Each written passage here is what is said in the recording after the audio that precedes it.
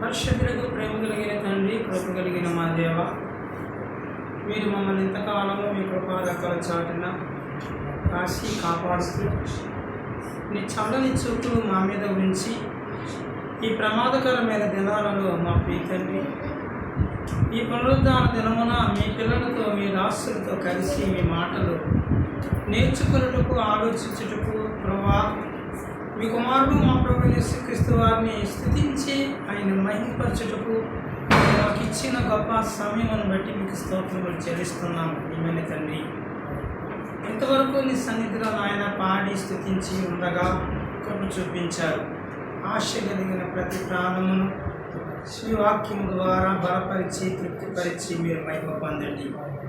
ప్రభా, మాట్లాడుతున్న నాకు వింటున్నట్టు నీ ప్రియమైన జనాంగమునకు మీ కృపా మీ సహాయమును సమృద్ధిగా దయచేసి మీరు మహిమ పొందమని క్రీస్తు యేసు వారి ఉన్నతమైన నామమున ప్రార్థించి వినయంతో వేడుకొనుచున్నాము తండ్రి, ఆమేన్.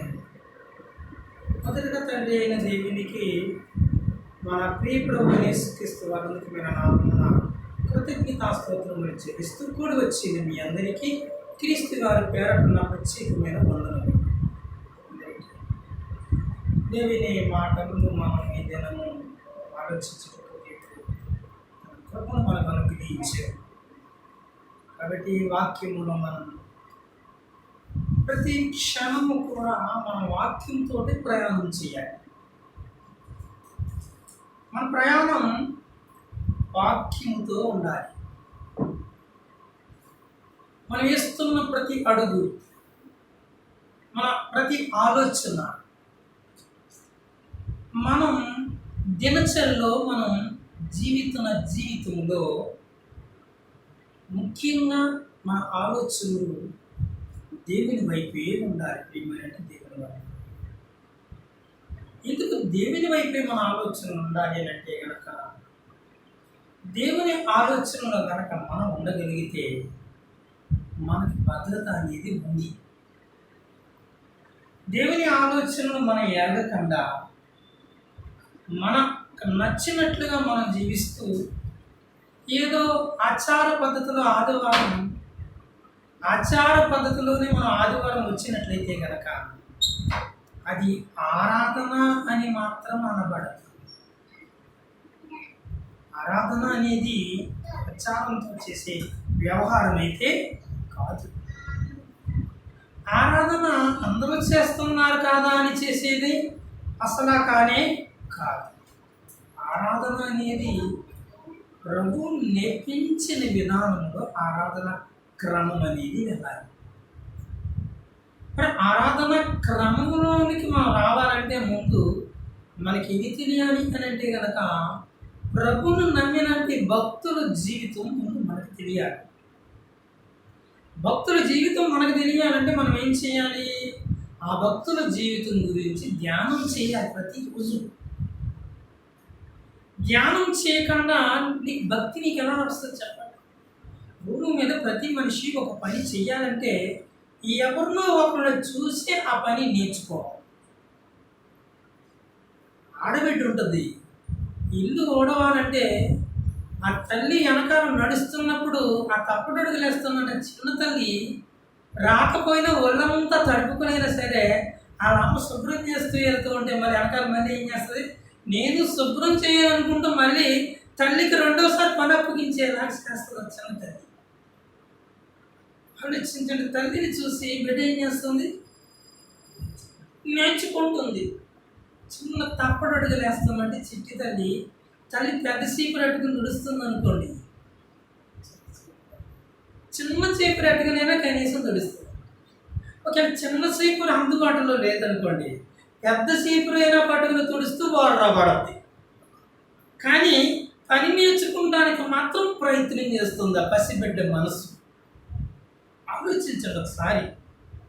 అలాగే భూమి మీద ప్రతి మనిషి ఏదైనా ఒక పని చెయ్యాలి అని అనుకున్నప్పుడు ఆల్రెడీ ఆ పని చేసిన వారి దగ్గరికి వెళ్ళి ఆ పని గురించి నేర్చుకుని అడిగి అనుభవాన్ని సంపాదించుకోవాలి. అలాంటి అనుభవం మనకు రావాలంటే మనం ఏం చేయాలి? దైవ గ్రంథం మనకి ఎందుకు ఇవ్వబడిందంటే ఇందుకే ఇవ్వబడింది. ఎందుకు ఇవ్వబడింది ఈ గ్రంథం? ఇందుకే ఇవ్వబడింది. ఇందుకు ఈ గ్రంథంలో ఏమి రాయబడింది అనంటే దేవుడు పక్షపాతి కాదు. మొత్తం ప్రతి మనిషి చరిత్ర రాసుకుని వచ్చాడు. ఇందులో వాడు మంచిగా బ్రతికాడా? రాశాడు. వాడు చెడుగా బ్రతికాడా? చెడుగానే రాశాడు. ఎక్కడ దాయలేదైనా. ఇవన్నీ ఎందుకు రాసేవయ్యా అని మనం ఆలోచిస్తే కనుక యెషయా అనే ప్రవక్త తన గ్రంథంలో ఒక మాట చెప్తున్నాడు. యెషయా గ్రంథం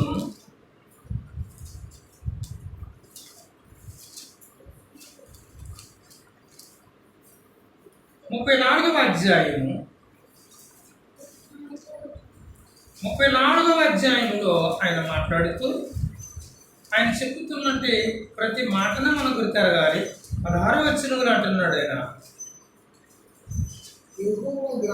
తండ్రి గ్రంథమును, తండ్రి మనస్సును, తండ్రి ఉద్దేశమును. యెహోవా అనగా తండ్రి, తండ్రి యెహోవా అనగా తండ్రి. తండ్రి తన పిల్లలకు జాగ్రత్తలను చెబుతూ ఉంటాడు. పిల్లలప్పుడు తమ భవిష్యత్తులో తండ్రి దగ్గరే నేర్చుకోవాలి జాగ్రత్తలు అనేవి. తండ్రి పిల్లల్ని ప్రేమిస్తాడు. ఎప్పుడు పిల్లల్ని ప్రేమిస్తున్న తండ్రి ఎప్పుడైనా గద్దిస్తున్నాడంటే వారు పాడవుతున్నారనే బాధతో గద్దిస్తాడు తప్ప బిడ్డల మీద ప్రేమ లేదని ఎప్పుడు ఏ పిల్లలు అనుకోకూడదు. ప్రేమే లేకపోతే కష్టపడి పోషించడం కాదండి పిల్లల్ని. ప్రేమే లేకపోతే వారన్నీ ఓర్చుకుంటూ పిల్లలకు ఒక మంచి జీవితాన్ని ఇవ్వాలని ఎండనక వాననక చలనక వారు కష్టపడుతుంది. ఎందుకండి? ప్రేమ ఉంది కాబట్టి. అలాంటి ప్రేమిస్తున్న తండ్రి పిల్లలకి ఏదైనా చెబుతున్నాడంటే అందులో ఆ పిల్లలకి ఏముంటుందంటే ఎంతో మేలు దాగి ఉంటుంది. ప్రియమైన దేవుని వారి ముందు కాలంలో వారి భవిష్యత్తు చాలా అందంగా ఉండాలి అనే ఆలోచన ప్రతి తండ్రి మీద తల్లి మీద ఈ భారం ఉంటుందండి. కనిపించిన భారం ఇది. ఈ భారం వలనే కృంగదీయకుండా ఉండటానికి కారణం ఏంటంటే ఎంత భారమైనా మోస్తారని తల్లిదండ్రులు. కానీ పిల్లలు చిన్న మాటకి ఎదురు చెప్తే కృంగిపోతారు.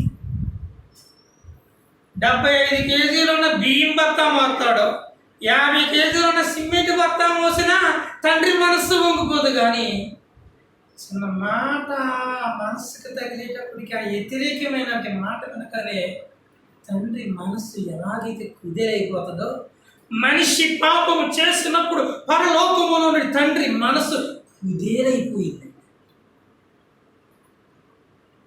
ఆదాము ఒక మాట వదులుతుంటే గుణపం దిగినట్టు దిగింది దేవుని గుండెల్లో. నీవిచ్చిన స్త్రీ నేను పాపం చేయటానికి కాదు. ఇలా మనుషులు దేవుని అనేవాళ్ళు లేరు అనుకుంటున్నారా? ఇంట్లో తల్లిదండ్రులు అనేవాళ్ళు ఉన్నారు, భార్యలు అనేవాళ్ళు ఉన్నారు, భర్తలు అనేవాళ్ళు ఉన్నారు సమాజంలో. కానీ ఆదాము ఒక మాటకి దేవుని మనస్సు పగిలిపోయింది. ఆయన కృంగిపోయాడు. ఒక మెట్టు దిగి పరలోకము నుండి వచ్చాడు. దీని వల్ల మాట చేత కాపాడుకోవాలనే ప్రయత్నం. చేతకరాని తండ్రి అయితే కాడు. ఆదామును వద్దనుకుని ఇంకొక బిడ్డను కూడా చేసుకోగలిగిన సమర్థుడైన ఆదామే కావాలి. మాటనే పిల్లలు అందరికీ కావాలి. మాటనే పిల్లలే కావాలి. అందరూ మాటనే వాళ్ళు. ఈ గ్రంథం ఇక్కడికి ఎందుకంటే రాయబడతాం ఎందుకు, పంపబడతాం ఎందుకు, ఇలా కూడుకుంటాం ఎందుకు, ఇలా బోధించుకుంటాం ఎందుకు? వినని వారినే, నేనే వినని వాడినే, వింటున్నా మీరు వినని వారే. వినని వారికి వినిపించుటకు దేవుడిచ్చిన మనస్సు అనే గ్రంథం ఇది. ఈ గ్రంథం ఎందుకు ఇవ్వబడిందో తెలుసా అండి? ఆయన ఆరాధించే వారికి ఒక సిస్టమ్ తెలియాలి, ప్రణాళిక తెలియాలి. ప్రభు పరలోకంలో ఉండి భూమి మీద ఉన్న మనలకి నేర్పిస్తున్నది ఒక క్రమమైన విధానమే ఆరాధన. ఆరాధనలోనికి వెళ్ళేవాడు ముందుగా క్రమంగా ఉండాలి. ఆరాధన అంటే ఏదో రొట్టె వేరవటం, ఏదో ప్రభు శరీరం తీసుకున్నాం, పాత్రను ఎత్తడం, ప్రభు రక్తం తీసుకున్నాం అనుకుంటున్నావా? కాదు, అది మాదిరి అంతే.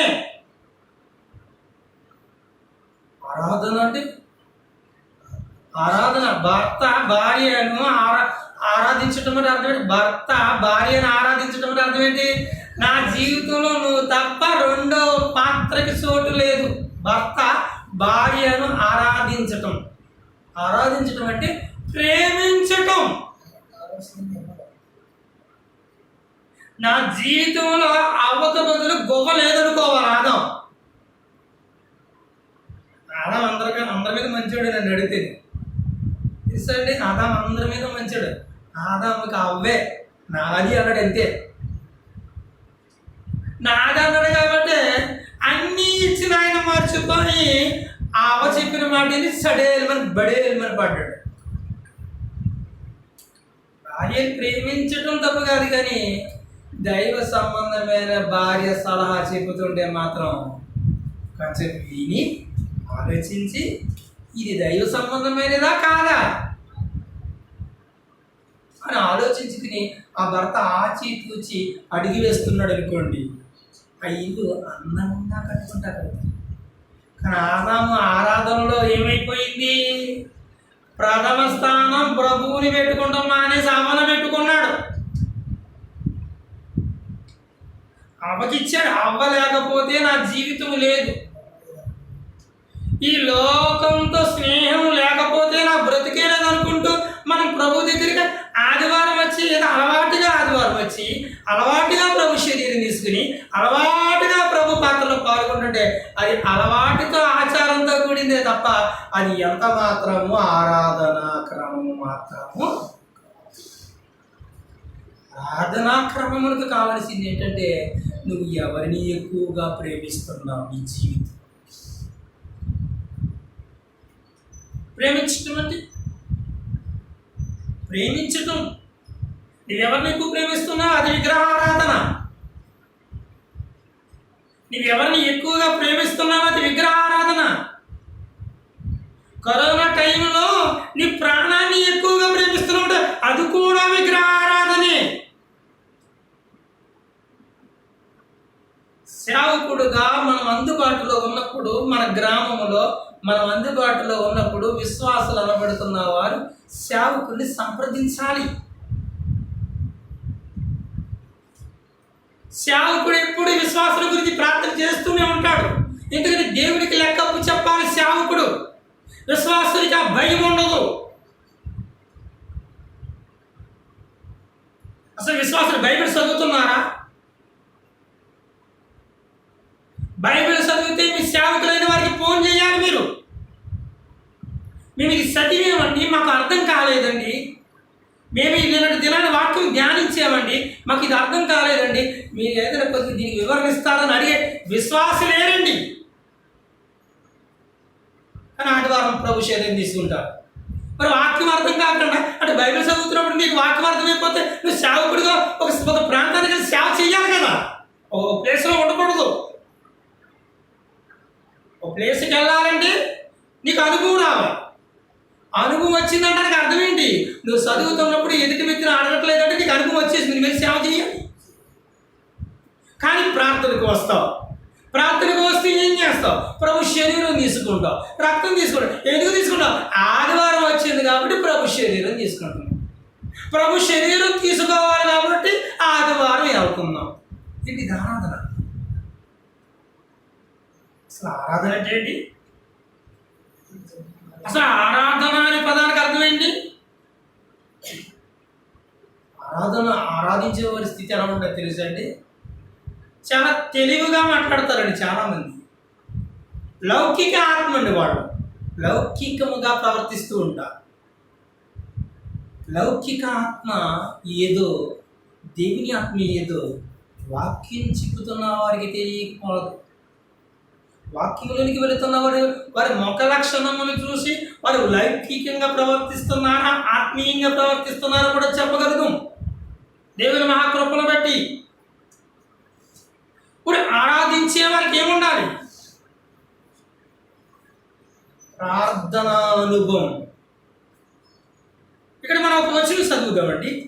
ఇక్కడ ఏమంటున్నాడు చూడండి గ్రంథకర్త 16వ వచనములో, యెహోవా గ్రంథమును పరిశీలించి తెలుసుకొనుడి, చదువుకునుడి. ఏం చేయాలంట? ఎలా చదవాలి? పరిశీలనతో. నీకు పరిశీలన లేదు కానీ ప్రభు శరీరం ఇవ్వాలని అనుకుంటే నీకు తప్పు అవుతుంది. నీకు పరిశీలన లేదు కానీ ప్రభు శరీరాన్ని తీసుకోవాలనుకుంటే అది నీకు తప్పు అవుతుంది. ఇచ్చేవాడిది తప్పు, తీసుకునేవాడిది తప్పు. ఇచ్చేవాడు తీసుకునేవాడు ఒకటి మర్చిపోకూడదు. దానినే యెహోవా గ్రంథం అంటే తండ్రి మనస్సు. ముందు నువ్వు ఎరగాలి. గ్రంథమును పరిశీలించి తెలుసుకున్నట్టున్నాడు గ్రంథకర్త. తెలుసుకున్న తర్వాత మనం ఏం చేయాలి? తెలుసుకుంటే మనం ఏం చేస్తామని చెప్పండి. ఎవరు చెప్పక్కర్లేదు, ఏం చేయలేదు, వాక్యమే మనకు చెబుతుంది. కాబట్టి మనం చక్కగా వాటిని అన్నింటినీ క్రమ పద్ధతిలోనికి నడిపిస్తూ ఉన్నాం. ఇప్పుడు యెహోవా గ్రంథమును పరిశీలన చేయవలసిన అవసరత మనందరి మీద ఉంది. మరి చదివారా మీరు అంటే మీరు చదవలేదు. మరి చదవకపోతే దేవుని మనసు ఎలా అర్థం ఉంది చెప్పండి. ఇప్పుడు ఆరాధన. మరి ఆరాధించటం అంటే ఎలా ఆరాధించాలి? ప్రభువుని ఏమని ఆరాధించాలి? అసలు ఆరాధించాలంటే గ్రంథం తెలియాలంట. గ్రంథముని పరిశీలిస్తూ ఉంటే ఆరాధన అనే దానికి అర్థం మనకి తెలుస్తుంది. చూడండి,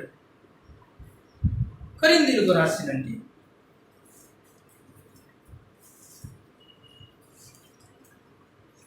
మొదటి పత్రిక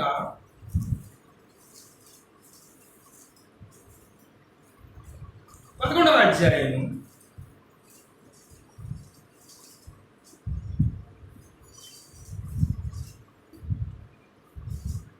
24వ వచనం నుండి మనం చదివితే ఏమని కనిపిస్తుంది? ప్రభు బలన గురించి కనిపిస్తుంది. 24 ఏమంటున్నాడు చూడండి. 23 చూడండి. నేను మీకు అప్పగించిన దాన్ని ప్రభు వల్ల పొంది తిని, నేను మీకు అప్పగించిన దాన్ని ప్రభు వల్ల పొంది తిని. ఎవరు అంటున్నారు ఈ మాట? పౌలు గారు మాట్లాడుతున్నారు. నేను మీకు అప్పగించిన దాన్ని నేను ప్రభు వల్ల పొంది తిని. ఏం అప్పగించింది అని అంటే ప్రభు తన శరీరాన్ని, తన రక్తాన్ని మన కొరకు దారిపోసాడు. దానివల్ల మనకి పాపక్షమాపణ కలిగింది. మనం నమ్మాం, బాప్తిసం తీసుకున్నాం. అయితే బాప్తిసం తీసుకున్నంటే మనం ఏం చేస్తున్నామంటే ప్రభు శరీరం తీసుకుంటానికి ఆదివారం వస్తున్నాం. ప్రభు రక్తం తీసుకుంటానికి ఎప్పుడు వస్తున్నాం? ఆదివారం వస్తున్నాం. ఇవన్నీ తీసుకుంటున్నప్పుడు మనం ఒక్కటి మర్చిపోకూడదు. అది ఏంటో చూద్దాం.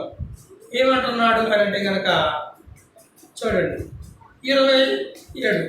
కాబట్టి ఎవడు అయోగ్యముగా ప్రభు యొక్క రొట్టెను తినునో, అయోగ్యముగా, ఈ దినం మన పాఠం చాలా జాగ్రత్తగా. ఎవడు అయోగ్యముగా ప్రభు యొక్క శరీరము తినునో లేక ఆయన పాత్రలోని త్రాగునో, వాడు ప్రభు యొక్క శరీరమును గూర్చియు రక్తమును గూర్చియు అపరాధి అగును. ఇదేంటండి ఇది?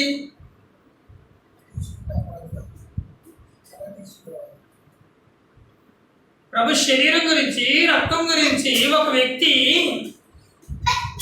పరిశుద్ధుడు అవ్వటం వరకు తీసుకోవాలా, లేకపోతే దేవుని ఎదుట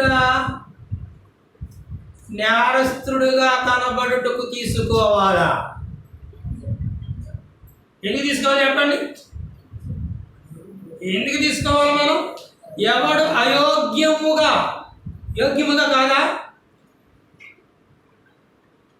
చూడండి ఆ మాటలో కనిపిస్తుంది. కాబట్టి ప్రతి మనుషుడు తను తాను పరీక్షించుకునవలెను. కాబట్టి యెహోవా గ్రంథమును పరిశీలించి చదువుకునుడి. కాబట్టి ప్రతి మనుషుడు తన్ను తాను పరీక్షించుకునవలెను. ఇలా అలాగు చేసి ఆ రొట్టెను తిని ఆ పాత్రలోని త్రాగ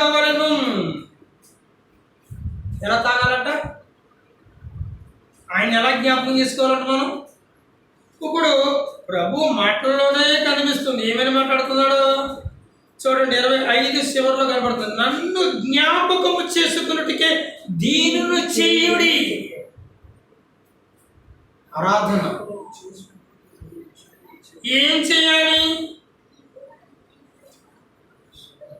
నన్ను జ్ఞాపకం చేసుకున్నట్టుకే దీన్ని చెయ్యుడి అంటే వారంలో ఒక్కసారే జ్ఞాపకం తెచ్చుకుంటామని అర్థమా?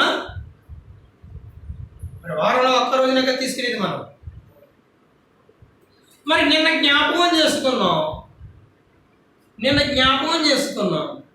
చేసుకున్నామా లేదా మనం ప్రభు?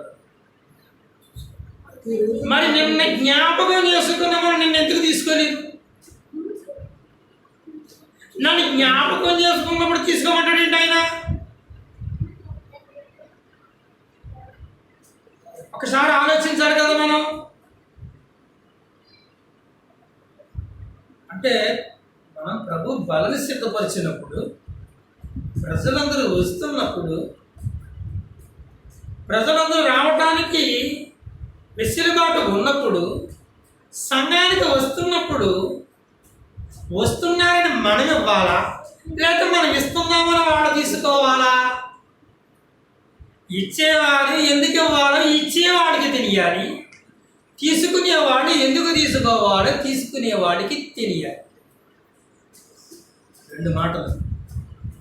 మరి ప్రతిదినము జ్ఞాపకం చేసుకుంటున్నప్పుడు మనం ప్రతిదినము తీసుకుంటున్నామా?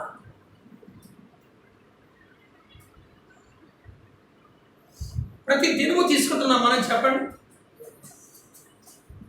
ఇప్పుడు ఇంతకిది బాగా ఆలోచిస్తే ఈ విషయం మనకు అర్థం కావాలంటే ప్రభు యొక్క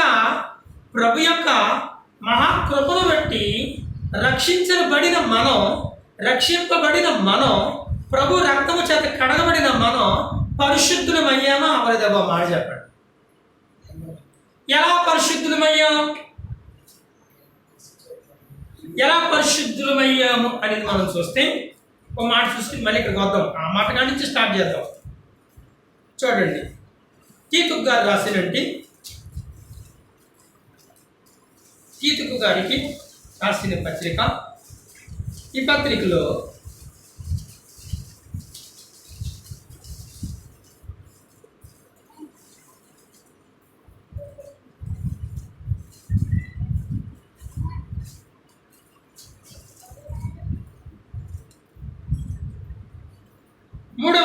చదువుదాం. 3వ అధ్యాయంలో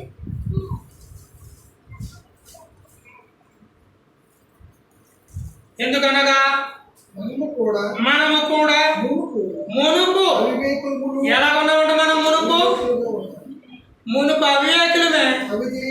ఇవాళ ప్రభు శరీరం తీసుకుంటున్నాం. మనం నిన్న ఎంతవరకు మనం బాగా బతికం ఆలోచించడం సార్. నిన్న కాక మొన్న లేదా గడిచిన ఆదివారం దాటిన సోమవారం ఒకసారి జ్ఞాపకం తెచ్చుకోండి.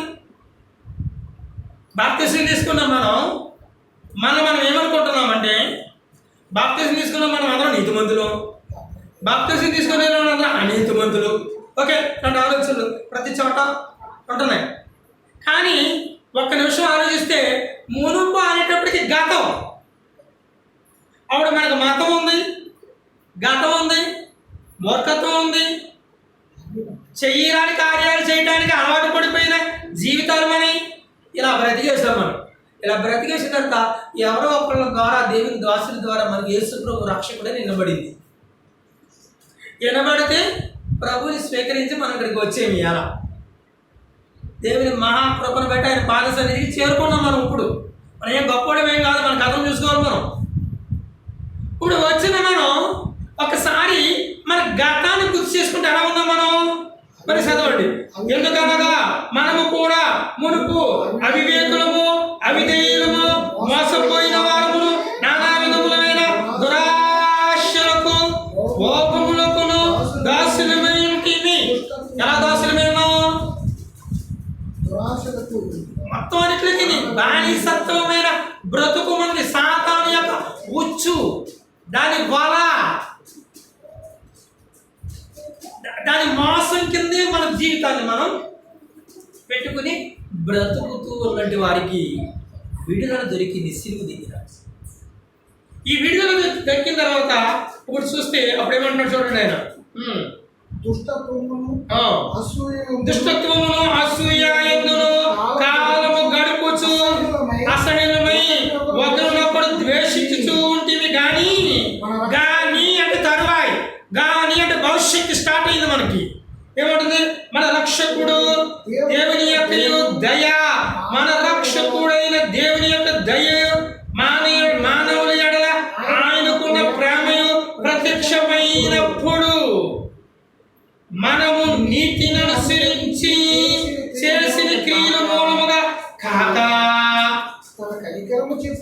తన కనికరము చెప్పుని పునర్జన్మ సంబంధమైన స్నానము ద్వారా పరిశుద్ధాత్మ మనకు నూతన స్వభావమును కలుగచేయుట ద్వారా మనలను రక్షించెను. పునర్జన్మ సంబంధమైన వాక్యం ద్వారా ఉదక స్థానం, వాక్యము ద్వారా ఉదక స్థానం. అలా అనుకుంటే పాత నిబంధనల భక్తులు ఎందరో ఉన్నారు, విశ్వసించిన వాళ్ళు ఎందరో ఉన్నారు. మరి వాళ్ళందరూ ప్రభు మరణించిన తర్వాత పుట్టారా? ప్రభు మరణించక ముందు పుట్టారా? ప్రభు పుట్టి మరణించినందుకు ముందే వారి లోకానికి వచ్చి ఉన్నారు. మరి వాళ్ళందరూ కూడా వాక్యము ద్వారా ఉదక స్థానం జరిగింది. పునర్జన్మ సంబంధమైన ఉదక స్థానమైన వాక్యము ద్వారా తమ్మును తాము వారు ఏమయ్యారంట? ఇప్పుడు మనకు పరిశుద్ధత ఎలా కలుగుతుంది? పరిశుద్ధత ఎలా కలుగుతుంది? ప్రభు శరీరం తీసుకున్నాం, రక్తం తీసుకున్నాం, ప్రభు రక్తము శరీరం తీసుకున్నాము గనుకుని మనం ఏమనుకుంటున్నాం? వాక్యం లేదు, వారం ప్రార్థన లేదు, వారం వాక్యం చెప్తున్నా, నాకు బైబిల్ స్టడీ లేదు, వారం నేను పాత్రలు ఇచ్చేస్తున్నాను మీకు. ఇవన్నీ లేకపోయినా నేనేం చేస్తున్నాను? వచ్చేసి ప్రభు శరీరాన్ని సిద్ధపరుస్తున్నాను, రక్తాన్ని సిద్ధపరిచి సంఘానికి ఇచ్చేసి ప్రభు రక్తమాంసాలు తినేశారు. రక్తమాంసాలు తినేస్తే ఇలా ఆలోచన ఏంటంట? ఆయన శరీరము ఆయన రక్తము తీసుకున్నవాడు నిత్య జీవం కలిగిన వాడు అవుతాడు. ఇలా ఆలోచన ఎలా ఉన్నాయి చూడండి. ఎలాగో వండి తీసుకోవాలి? ఇప్పుడు బాగా ఆలోచిద్దాం. నువ్వు వారం అంతా వాక్యం చేత సిద్ధపడ్డావు, ప్రార్థనలో సిద్ధపడ్డావు, విశ్వాసంలో బలపడ్డావు. బాగా ఆలోచించండి. విశ్వాసంలో బలపడ్డావు, ప్రార్థనలో బలపడ్డావు, వాక్య జ్ఞానంలో బలపడ్డావు. నీ జీవితంలో అన్నిటినీ అర్థంలో చూసుకుంటున్నావు. నువ్వు రోజు ప్రార్థన చేస్తున్నప్పుడు ఎవరిని జ్ఞాపకం చేసుకున్నావు? రోజు వాక్యం చదువుతున్నప్పుడు ఎవరిని జ్ఞాపకం చేసుకున్నావు?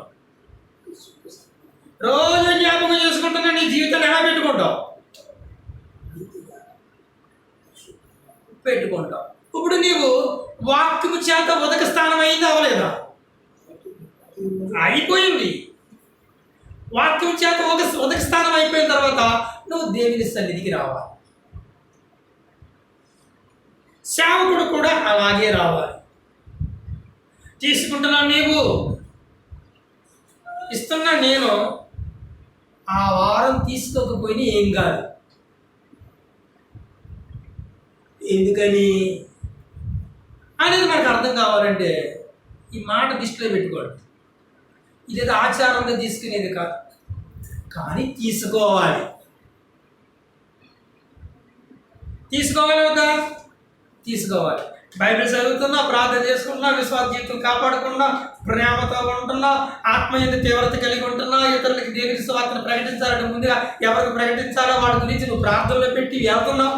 ప్రార్థనలో పెట్టకుండా వెళ్ళిపోయి ఏమనుకుంటామంటే ప్రభు శరీరం రక్తం తీసుకుంటామంటే ఏమనుకుంటామంటే దారిలో ఎవరైనా కనపడుతుంటే ప్రభుని తెలుసుకోండి, ప్రార్థనకి రాండి, యేసు ప్రభు మీకోసం ప్రాణం పెట్టాడు అని చెబితే నేను సువార్త ప్రకటించాలనుకుంటున్నాం. మనం కాదు. స్వార్థ ప్రకటించడం అంటే అర్థం ఏంటి తెలుసా? ఒక వ్యక్తిని ప్రభువుకి పరిచయం చేసే ముందు నీవు ఏ వ్యక్తికి అయితే ప్రభువుని పరిచయం చేయాలనుకున్నావు ఆ వ్యక్తి గురించి నువ్వు ప్రార్థనాపూర్వకంగా సిద్ధపడాలి. ముందు ఆ కుటుంబం గురించి ప్రార్థన చేయాలి. ఆ కుటుంబం కొరకు ప్రార్థన చేయడమే కాదు, వారి దగ్గరికి వెళ్ళటకు ప్రభా మార్గములు సరళము చేయి. అప్పుడు నీ వెళ్ళి విత్తనాలు చల్లితే అక్కడ భూమి విప్పరిస్తుంది. మనమేమనుకున్నామంటే ఈ వారంలో యాభై కూడా చెప్పేసాం, మన పని అయిపోయింది, ప్రభు రక్త చెందినా తీసేసుకుంటాం. ప్రార్థన ఉండదు, బైబిల్ స్టడీ ఉండదు, లోన తగ్గింపు జీవితం ఉండదు, సంఘంతో సహవాసం ఉండదు. సంఘం అంటే ఆది సంఘంతో సహవాసం అంటే బైబిల్తో సహవాసం ఉండాలి. బైబిల్లో ఉన్నట్టు మహా గొప్ప సమూహంతో మనం సహవాసం కలిగి ఉండాలి. ఇప్పుడు బాగా ఆలోచిస్తే నువ్వు ప్రార్థన చేసుకున్నావు, వాక్యం చదువుకున్నావు, విశ్వాస జీవితాన్ని కాపాడుకుంటున్నావు, నువ్వు ఎందులో నిలిచిన్నట్టు? నీకెవరు ఇప్పుడు ఆరోగ్యము చెడిపోకుండా కాపాడుకుంటున్నట్టు ఒక మంచి విశ్వాసివి. విశ్వాస జీవితంలో నువ్వు ఏదైతే కావాలో దాన్ని నువ్వు కాపాడుకుంటున్నావు. నీకెవరు ఇప్పుడు ఆరోగ్యం కలిగిన వాడి. ఎవరికి ఆరోగ్యం? ఆరోగ్యం ఎవరికి? ఇవన్నీ ఉన్నవాడికి ఆరోగ్యం ఉంటుందండి. చెప్పేవాడికి ఆరోగ్యం ఉండాలి, వినేవాడికి ఆరోగ్యం ఉండాలండి. ఇప్పుడు రోగి కొరకు వచ్చిన యేసు ప్రభు శరీరము రక్తము రోగిగా ఆరోగ్యవంతుడిగా. ఇప్పుడు రోగులు ఎవరు? రోగులు ఎవరు? ఇప్పుడు వాక్యం ఎరగని, ప్రార్థన ఎరగని, విశ్వాసం ఎరగని, బాప్తిస్మం ఎరగని, పునరుద్ధానం ఎరగని, పరలోకం ఎరగని వారు ఉంటారు కదా, వీళ్ళందరూ ఎవరంట? రోగులు. ఇప్పుడు ఈ ఆరోగ్యం కలిగిన వారందరూ పస్కా పశువు అనే ఆ బలి పశువు ఇందులో ప్రభువైన యేసుక్రీస్తు శరీరం తీసుకునేటప్పటికి ఈ ఆరోగ్యం లేని వారందరూ వచ్చి కూర్చుని అలా అడగాలి అంటే మీరు ఇది క్రమంగా జరిగించాలి. మాదిరిది. ఇప్పుడు వైద్యుడు ఎవరికి అవసరం? రోగికి అవసరం. ఇప్పుడు నీవు పరిశుద్ధంగా జీవిస్తున్నావు, నువ్వు వాక్యములో ఉన్నావు, నువ్వు రక్షించబడ్డావు, నువ్వు దేవుని వాక్య ప్రకారం బ్రతుకుతున్నావు. ఇప్పుడు నువ్వు తీసుకునే ముందు నీ పక్కవాడికి ఏముండాలి? అమ్మో బాప్తిస్మం తీసుకున్నాను నేను, నువ్వేళ ప్రభు శరీరం తీసుకోకపోతే నువ్వు ఎందుకు తీసుకోలేదని అడుగుతాడని భయముతో ఉండకుండా హృదయాన్ని కఠినపరుచుకుని ప్రభు శరీరాన్ని తీసుకునేవారు ఉన్నారు. అంటే వారం అయ్యగారు ప్రభు రక్తమాసాలు ఇచ్చేస్తున్నాడండి. నిజంగా ఇచ్చేస్తున్న సేవకులు ప్రపంచంలో నిజంగానే వాక్యానుసారంగా బ్రతికేస్తారంటే సంఘం ప్రశ్నించదని భయపేసి ఇచ్చేస్తారు. సేవకుడు భయపడాలి, సంఘము భయపడాలి. ఇప్పుడు ప్రభు రక్తమాంసములు ఎవరికి అవసరం అంటే రోగిక, ఆరోగ్యం కలిగిన వాడిక. చూద్దాం మత్తయి రాసిన సువార్త. మత్తయి రాసిన సువార్త 9వ అధ్యాయం 9వ అధ్యాయం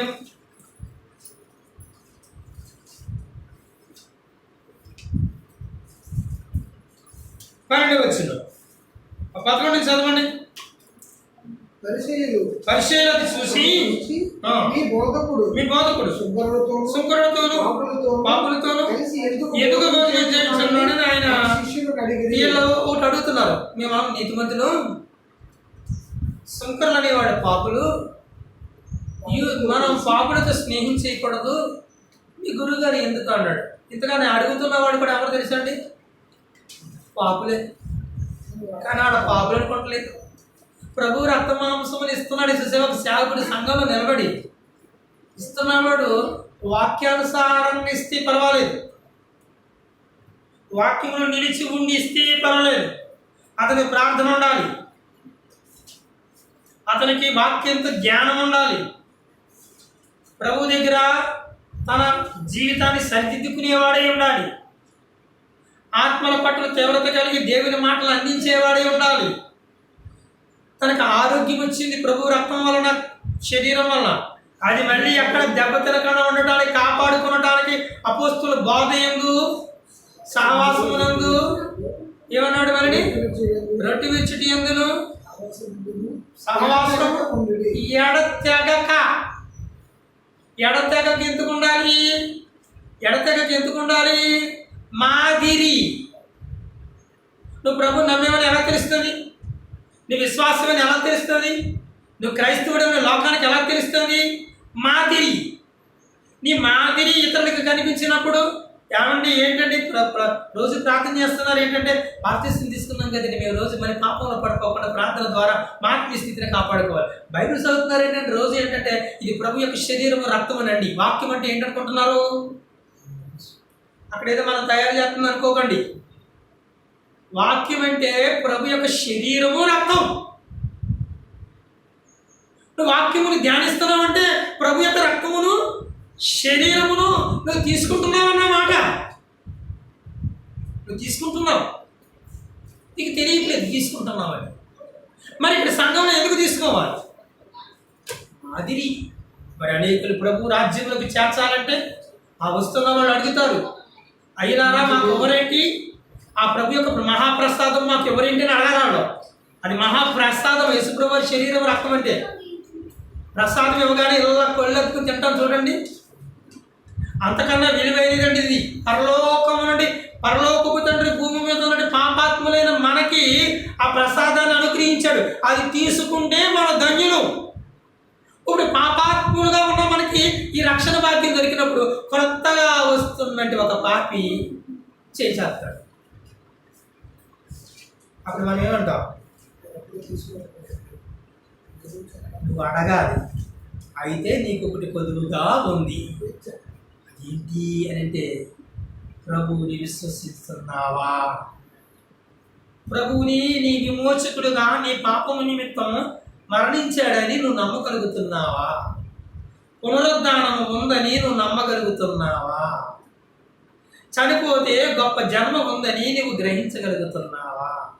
నువ్వు పరలోకానికి వెళ్ళటానికి ప్రభువే మార్గం అని నువ్వు విశ్వసిస్తున్నావా? అంటే అయ్యా నేను విశ్వసిస్తున్నాను, నా పాపం నిమిత్తం ఆయన మరణించాడు, నేను నమ్ముతున్నానంటే వెంటనే తీసుకెళ్ళి బాప్తిస్మం ఇచ్చి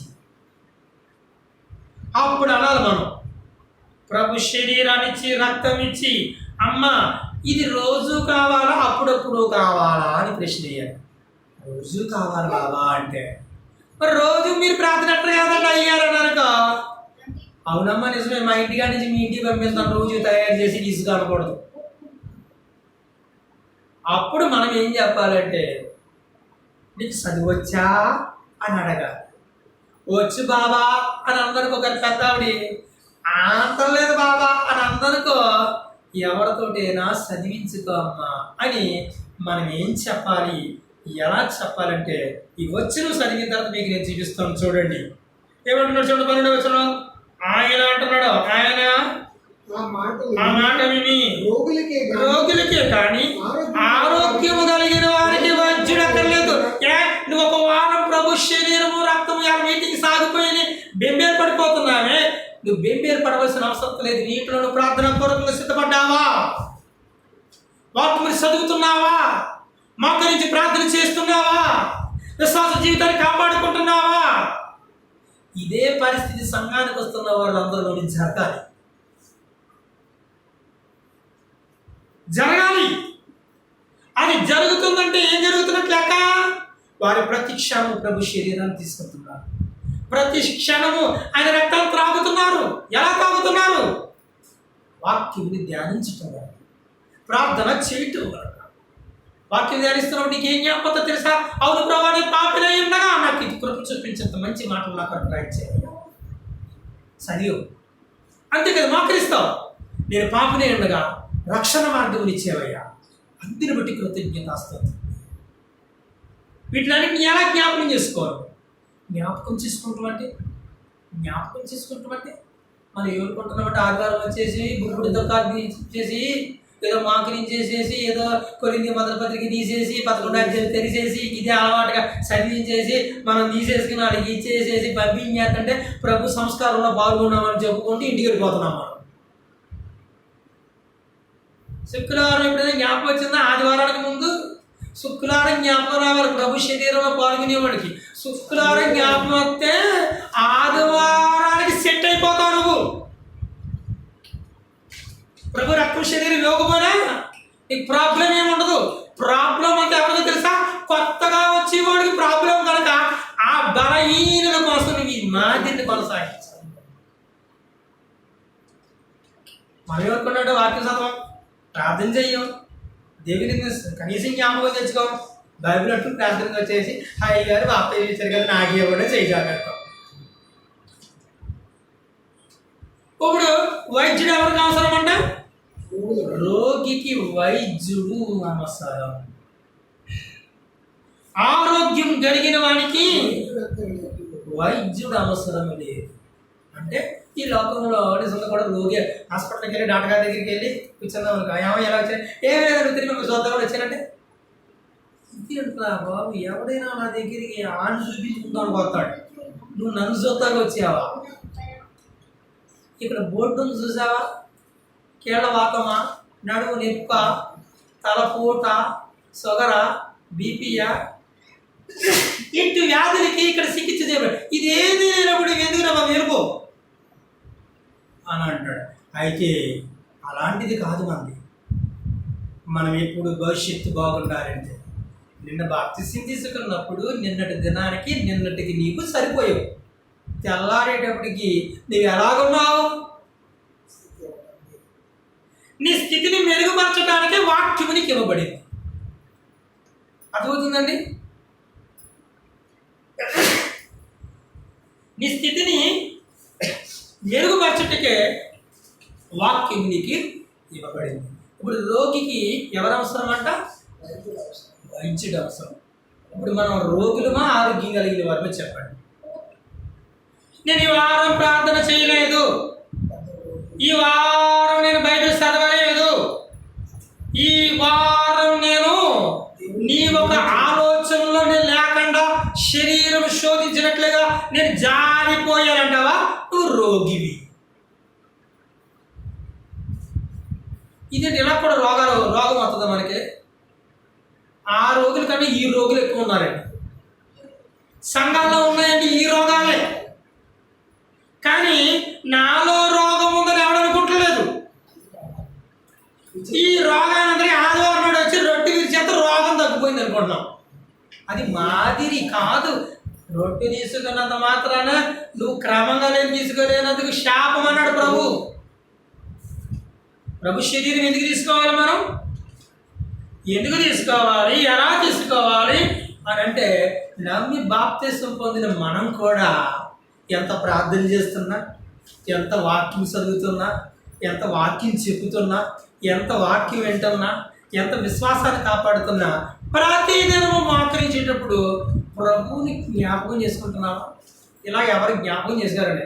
పరలోక మందున మా తండ్రి నీ కృపను బట్టి కృతజ్ఞతలు చేస్తున్నాడు. ఇంతవరకు మా సేవలు బాగా నడిపించావు, మమ్మల్ని ముందుగా నడిపించావు, మీ వాక్యం చేత మమ్మల్ని స్థిరపరచావు, అందుని బట్టి మీకు వందనాలు చేస్తున్నామని ప్రార్థిస్తున్నాం తండ్రి. ఆమేన్ అంటే అలా చేయకూడదు. ప్రార్థన ఎలా చేయాలి? మోకరించి పరలోక మందున్న మా తండ్రి, పాపినైన నన్ను రక్షించటకు నీ కుమారుని పంపించాను. ఆయన ఉచితమైన మహాకృపను బట్టి పాపిని జ్ఞాపకం చేసుకుని రక్షించి నీతిమంతుడిగా తీర్చిదిద్దిన మా రక్షకుడు మా ప్రియప్రభు యేసుక్రీస్తు వారిని బట్టి మీకు వందనములయ్యా అని ప్రార్థనలోనికి ఇలా వెళ్ళాలి మనం ప్రతిదినము. ఆయన జ్ఞాపకం చేసుకుంటున్నాంటే అర్థం ఏంటి? నేను పెద్ద పోటీగా అనుకోకూడదు. నేను పాపిని అయ్యుండగా కృప చూపించి నాకు రక్షణ ఇచ్చి మీ వాక్యం చేత నన్ను నడిపించి ఈ ఆదివారం ప్రభు యొక్క రక్తము శరీరము ఇతరులకు తెలియపరచడం కొరకు, దీని ద్వారా ఇతరులకి స్వార్థను అందించడం కొరకు మాదిరిగా ముందుగా ఉన్న మేము ఈ క్రమాన్ని నడిపించుటకు మమ్మల్ని వాళ్ళ దగ్గరికి నడిపించిన ప్రియతండ్రి మీకు వందనాలు. ప్రార్థన చేసేటప్పుడు ప్రతిరోజు ఏం జ్ఞాపకం రావాలి తెలుసా? అలాగని 2 రకాలు ఉంటాయి.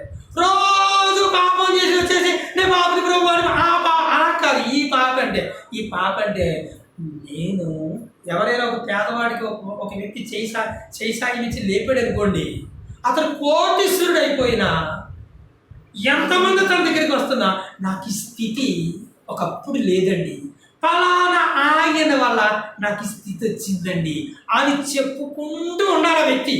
ఆ కనబడిన వ్యక్తి కనబడ్డాడనుకో కౌగిలించుకోవాలి.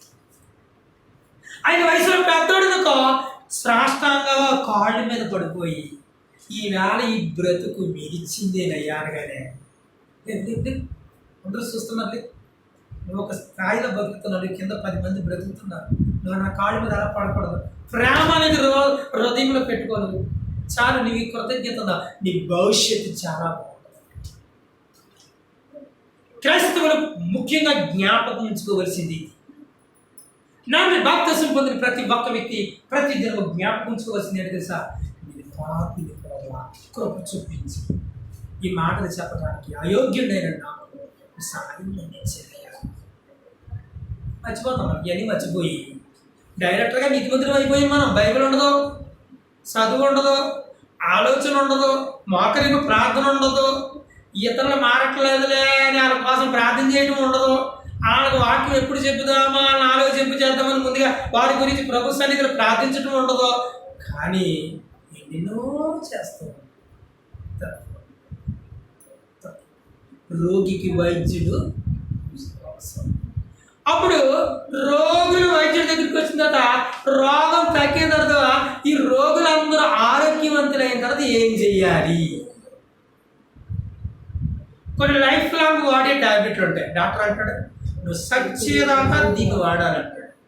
అంటే డాక్టర్ గారు తగ్గిపోయింది కదండి అని అన్నావు. నువ్వు జీవితంలో మనం రోగంలో పడిపోకుండా ఉండాలంటే డాక్టర్గా నేను గుర్తుండాలి, ట్యాబ్లెట్గా అది గుర్తుండాలి. నీ గ్లాసు గుర్తుండాలి, నీళ్లు గుర్తుండాలి, వేసుకుని టైం గుర్తుండాలి, ఇన్ని గుర్తుండాలి.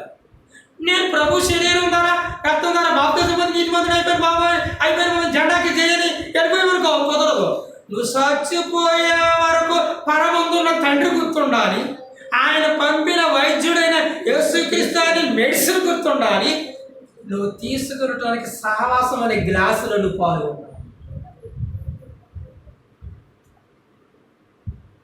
గ్లాసులో ఉన్నది వాటర్ అయితే ఆ రొట్టె టాబ్లెట్ 2 కలిపితేనే మెడిసిన్. అదే పరమ వైద్యుడు పంపించిన యేసుక్రీస్తు ప్రభులు వారి యొక్క రక్తం. నేను ఆరోగ్యవంతుడు అయిపోయాను కదా, ఆరోగ్యవంతుడు అయిపోయినా కానీ చచ్చేదాకా నువ్వు తినాలి. తినేటప్పుడు ఏం జ్ఞాపకం రావాలి? నన్ను జ్ఞాపకం చేసుకున్నాడు. ఎందుకంటే నన్ను ఎలా జ్ఞాపకం చేసుకోవాలి? ఎలా జ్ఞాపకం చేసుకోవాలి తెలుసా అండి? ఒకటి చూద్దాం. హెబ్రీయులకు రాసినటువంటి పత్రిక అపొస్తలుడైన పౌలు గారు మాట్లాడుతున్నారు. ఆ పత్రికలో ఆ వాక్య భాగం ఈ దినం మనతో మాట్లాడుతుంది. చూద్దాము. హెబ్రీయులకు రాసిన పత్రిక అపొస్తలుడైన పౌలు గారు ఆ పత్రికలో ఎంత మంచి మాట రాస్తున్నారంటే ఆ మాటను మనం 7వ అధ్యాయం 26వ వచనం చూడండి.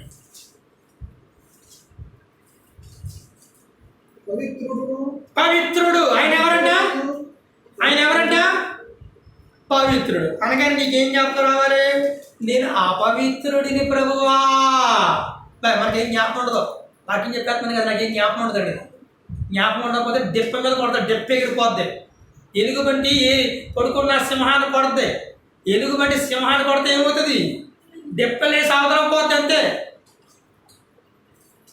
ఆలోచించండి. పంజా విసిరిగిందనుకో సింహం ఏమవుతుంది? ఏ జంతువైనా. కాబట్టి ఇక్కడ ఆలోచించండి. మనం ఒకటి జ్ఞాపకం తెచ్చుకోవాలంట, పవిత్రుడు ఆయన. అప్పుడు మనకి ఏం జ్ఞాపకం రావాలంట? అపవిత్రుడిని ఆయన నన్ను జ్ఞాపకం చేసుకున్నందుకు మీకు కృతజ్ఞతాస్తుతులు యేసు ప్రభువా. నా ప్రార్థన ఆలకించి యేసు ప్రభువా మీకు స్తోత్రమయ్యా అని అంటాం మనం. ఆయన మహిమపరుస్తామా? నేను అపవిత్రుడినై ఉండగా నా కొరకు ఇంత పవిత్రుడు వచ్చాడు. ఈయన ఎవరు చూడండి. ఇప్పుడు పవిత్రుడును, నిర్దోషియు, నిష్కల్మషుడును, నిర్దోషి అంట. ఇప్పుడు నేను ఎవరు? ఇప్పుడు నేను దోషిని, నేరస్తుడిని, పరలోకమునకు నీకు వ్యతిరేకంగా పాపము పాపము చేసిన దుష్టుడిని ప్రభువా, ఈ దుష్టుడిని క్షమించి నీ సన్నిధి ఇచ్చేవయ్యా. అందుకు వాస్తవం. అండ్ వాక్యము కదా మనం శుద్ధి చేసేది, హృదయాన్ని శుద్ధి చేసేది ఏది? ఆ వాక్యం శరీరాన్ని దాల్చింది.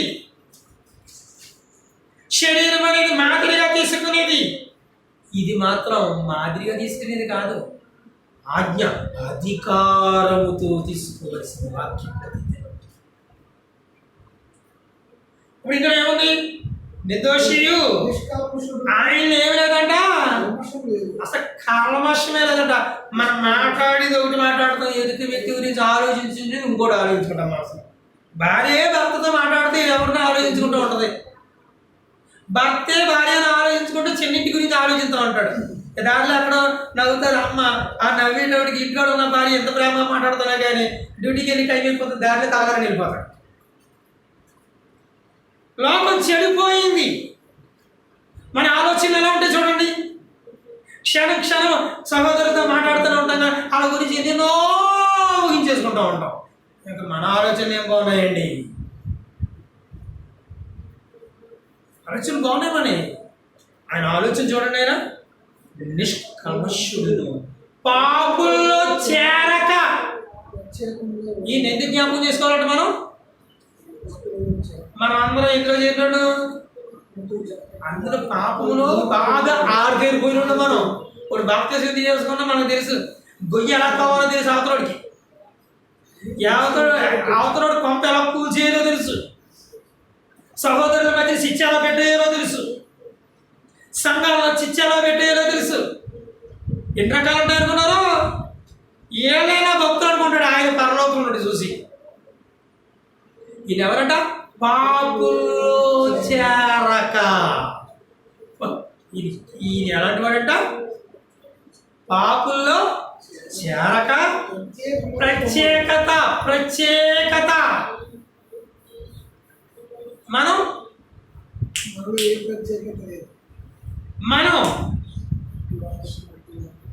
ప్రత్యేకత కలిగిన ప్రభు ఏమై ఉన్నాడు తెలుసా? ఏమై ఉన్నాడు తెలుసా? చూద్దాం. ఆదికాండం క్షమించండి, ఆదికాండం అన్న యోహాను సువార్త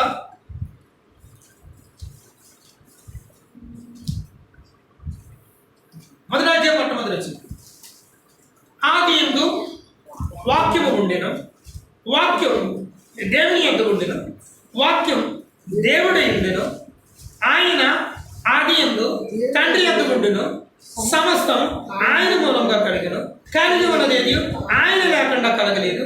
ఆయనలో జీవముండును, ఆ జీవం మనుషులకు వెలుగై ఉండును, ఆ వెలుగు చీకటిలో ప్రకాశించుతున్నది కానీ చీకటి గ్రహింపక ఉండును. చీకటి అంటే మనమే, చీకటి అంటే మనమే, అయితే మనమే. కానీ ఇక్కడ అంటున్నాడు, ఏమని అంటున్నాడు? కిందకి చదువుకుంటూ వెళ్తే అతడు తర్వాత ఏమంటాడు చూడండి, అతని మూలముగా అందరూ విశ్వసించినట్లు అక్కడ వెలుగును గురించి సాక్ష్యం ఇచ్చును అని యోహాను గురించి చెప్తున్నారు. అక్కడ వెలుగు ఉండలేదు కానీ ఆ వెలుగును గురించి సాక్ష్యం ఇచ్చుటకు అక్కడ వచ్చును. నిజమైన వెలుగు లోకములో ఉండును, అది లోకములోనికి వచ్చును, ప్రతి మనిషిని వెలిగించుచున్నది. ఆయన లోకములో ఉండును, లోకం ఆయన మూలముగా కలుగును, కానీ లోకం ఆయన్ని కలుసుకునలేదు. ఆయన తన స్వకీయతకు వచ్చెను. ఎక్కడికి వచ్చాడు ఆయన? ఈయన ఆది ఎందు ఏమైనాడంటే ఆది ఎందు వాక్యం. ఈ వాక్యం పరిశీలించి తెలుసుకోండి, గ్రహించను అన్నాడు. ఆ వాక్యం ఏమై ఉన్నది అంటే కనుక 14వ వచనంలో ఆ వాక్యమే శరీరధారి అయి కృపా సత్య సంపూర్ణుడై మన మధ్య నివాసించాడు. యేసు ప్రభు వారు శరీరకంగా వచ్చి నిలబడ్డారంటే ఆది కాండం నుండి మలాకీ గ్రంథం వరకు చెప్పబడుతున్నట్టు భయభక్తులతో కూడి నడవాలని చెప్పబడుతున్న ప్రతి మాట ఎవరి ఉద్దేశం? తండ్రి ఉద్దేశం. అది కుమారుడు అని యేసుక్రీస్తు వారు నెరవేర్చడానికి వచ్చారు. వాక్యం, ఆది ఉన్న వాక్యం సమస్తమును కలిగించింది. అంతేకాదు మోషేకి ధర్మశాస్త్రం ఇవ్వబడింది, ఆ ధర్మశాస్త్రం ప్రకారం ఆనాటి ప్రజలు నడవమని దేవుని వాక్యం సెలవిచ్చింది. నడిచిన వారు జీవించారు, నడవని వారు తొట్టిల్లిపోయారు. ఇప్పుడు ఆలోచిస్తే కనుక ఈ వాక్యము శరీరధారి మన మధ్యకి వచ్చింది. ఈ వాక్యం శరీరాన్ని ధరించుకున్నప్పుడు ఆ శరీరం ఎలా బ్రతికింది? పాపుల్లో చేరక మనం పాపములో ఉన్నామండి. ఇప్పుడు మనం వాక్యములోనికి ప్రవేశించామా లేదా చూసుకోవాలి. ఇప్పుడు మనం కానీ బలలో ప్రవేశించామా లేదా అని చూసుకుంటున్నాం. మనం ప్రవేశించవద్దని కాదు, ఎందులో ప్రవేశించాలంటే మనం ప్రభు వాక్యమై ఉండి శరీరంలోకి వచ్చాడు. శరీరమే వాక్యం. ఇప్పుడు మనం లోకములో నుండి ఆయన శరీరం అనే వాక్యంలోనికి మనం ప్రవేశించామా? నిత్యము వాక్యము మనలో పనిచేస్తుందంటే అది శరీరం తీసుకుంటున్నట్టే, ఆయన రక్తము కూడా మనం తీసుకుంటుందంటే మరి సంఘం అభివృద్ధి కొరకు ఏం చేయాలి? మనం రాజ్య స్థాపన విస్తరించాలంటే మనం ఏం చేయాలి? కొత్తగా వస్తున్నటువంటి వారికి మాదిరిగా మాత్రమే కాదు, కానీ ఒక డాక్టర్ పేషెంట్కి బతుకున్నంత కాలం నీవు ఇది వాడి తీరవలసిందే అని చెప్పినప్పుడు అతను వాడలేదు. డాక్టర్ ఒకటే అన్నాడు, నేను చెప్పినట్టు చేస్తున్నావా? చేయలేదు. అది పనిష్మెంట్ ఏంటి? ఇదే అతడు ముద్రపోతే చనిపోతాడు. బతికినే అవకాశం ఉంటే డాక్టర్ గారు ఏం చేస్తారు? నువ్వు మళ్ళీ మొదటికి వచ్చేవయ్యా, నీకు మొదటి నుంచి మళ్ళీ ప్రాక్టీస్ నేను చేయాలి, నువ్వు చాలా కాలం పడతాడు అంటే ఇది మర్చిపోయాడు. ఏం చేస్తున్నాడు? అనేకులు నిద్రిస్తున్నారంట, అనేకులు బలహీనులయ్యారంట, ఇప్పటికే చాలా నిద్రించేశారు. ఏంట్రా బాబా అంటే ఇందుకేనంట. బలహీనులు కాకూడదంటే మనం ఏం చేయాలి? ప్రభు యొక్క శరీరం మన బ్రతుకున్నంత కాలము తీసుకోవాలి, కానీ శరీరం ఒక్కటే తీసుకుంటే కుదరదు. ఆయన శరీరధారిగా ఉన్న వాక్యాన్ని ప్రతిదినం మనం పరిశీలించేవారు. ఇప్పుడు ఆయన ఎందులో చేరలేదంట? పాపులలో చేరక ప్రత్యేకింపబడినటువంటి క్యారెక్టర్. ఇప్పుడు నీవెవరో, నేనెవరని? నేను పాపిని. పాపినైనా నేను ఏమయ్యాను? పాపినైనా నేను ఏమయ్యానంటే తను ఉచితమైన మహాకృపను బట్టి నీతిమంతుడుగా తీర్చబడ్డాడు. నీతిమంతుడిగా తీర్చబడటానికి గల కారణం ఏంటి? ఇప్పుడు అయితే ఇక్కడ అంటున్నాడు ఏమైనా, ఆయన మనకి చక్కగా ఒక చక్కని విధానాన్ని నేర్పాడు కాబట్టి ఆ విధానాన్ని మనం ఎప్పుడూ మర్చిపోకూడదు. మర్చిపోతే కుదురుతుందో చెప్పండి? మర్చిపోతే ఎలా కుదురుతుంది చెప్పండి? ప్రభు మనకి నేర్పుతుంది. అందుకే ఏమన్నాడంటే మనం ఒక మాట చూద్దాం. రోమీయులకు రాసిన పత్రిక 6వ అధ్యాయం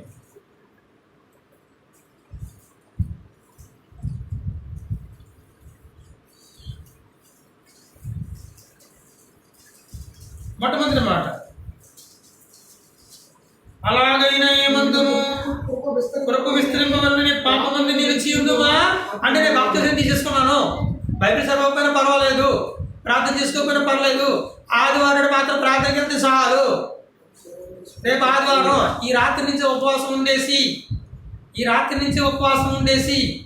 ఈ రాత్రి నుంచి మనం ఉపవాసం ఉండి పొద్దునకి బల్లారాధనకి రెడీ అయిపోదాం, చర్చికి వెళ్ళిపోదాం, ప్రభు శరీరం తీసేసుకుందాం అని మీరు ఈ రాత్రిని నిన్నటి రాత్రి నుంచి సిద్ధపడిపోయి నేను వచ్చేసి ఇక్కడ కార్యక్రమం నిలబెట్టి చేస్తున్నాం అనుకోండి, అది దేవుడు ఇష్టపడే ఆరాధన అయితే ఇప్పుడు ఏమని కనబడుతుంది? తర్వాత కృప విస్తరింపవలనని పాపమందు నిలిచి ఉందమా అట్లా రాదు. పాప విషయం చనిపోయిన మనం ఇంక మీద దానిలో ఎలా జీవిస్తున్నాం అంటే జీవించేస్తున్నాం. మనం ప్రార్థన మర్చిపోయామంటే ఎందులో జీవిస్తున్నాం? ప్రార్థన మర్చిపోయాం, బైబిల్ చదవడం మర్చిపోయాం, బైబిల్ ఆలోచించడం మర్చిపోయాం. నేను క్రైస్తవుడనే సంగతే మర్చిపోయాం. నేను లోకం నుంచి వేరే అనే సంగతే మర్చిపోయాం. మన వాక్యం ద్వారా భద్రపరచుకుంటమే మర్చిపోయాం. కానీ ప్రభు శరీరము రక్తం మాత్రం గుర్తుంది, మనకి తీసుకోవాలి.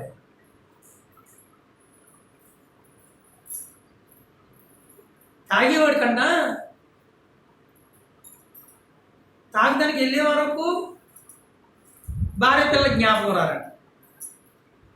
తాగేసి పడిపోయిన తర్వాత కూడా భార్య పిల్లలకి జ్ఞాపకం రారంట. మేలుకు వచ్చిన తర్వాత నేను ఎక్కడ ఉన్నాను అని భార్యని పిల్లల్ని పిలిపాడు. అలాగా లోకంలో వారంతా బతికేస్తాం మనం. ఆదివారం వచ్చేటోడికి మాత్రం ఏం జ్ఞాపకం చేస్తుంది? మనకి ముంచుకొచ్చేస్తుంది ప్రేమ, మనకి తనుకొచ్చేస్తుంది, పైకి లోన్ నుంచి తనుకొచ్చేస్తుంది. అయ్యి అందరికన్నా ముందు వచ్చేసి ఉంటాం. ఇంకా భాష గారు అడగడం, ఏమయ్యా ఈ వారం అంతా నీకు ఎలా బతికావు? ఈ వారం అంతా ప్రార్థన ఉందా నీకు? ఈ వారం అంతా నువ్వు బైబిల్ చదివావా? ఈ వారం అంతా భక్తి జీవితాన్ని కాపాడుకున్నావా? ఉండదు. ముందు వచ్చేసాడుకో మాస్టర్ గారు, అయ్యో భక్తుడు ఈ నేను అందరికన్నా ముందు ఉంటాడు అంటాడు సంఘంలోని. ఎందుగా వాడు ఈ మోహన్ చేస్తున్నాడు, తనతో మోసపోసుకుంటున్నాడు. ఇప్పుడు మనం ప్రభు శరీరాన్ని తీసుకువచ్చి కూడా ఎలా ఉండాలంటే 12వ వచనంలో చెప్తున్నాడు చూడండి. కాబట్టి శరీర దురాశలకు లోబడినట్లుగా సాగునకు లోనైన మీ శరీరం ఉందో ఇంకెప్పుడు ఇది ఎప్పటికైనా సరిపోవటానికి వెళ్తుంది. బాడీ నడక ఈ బండి నడుస్తుందండి.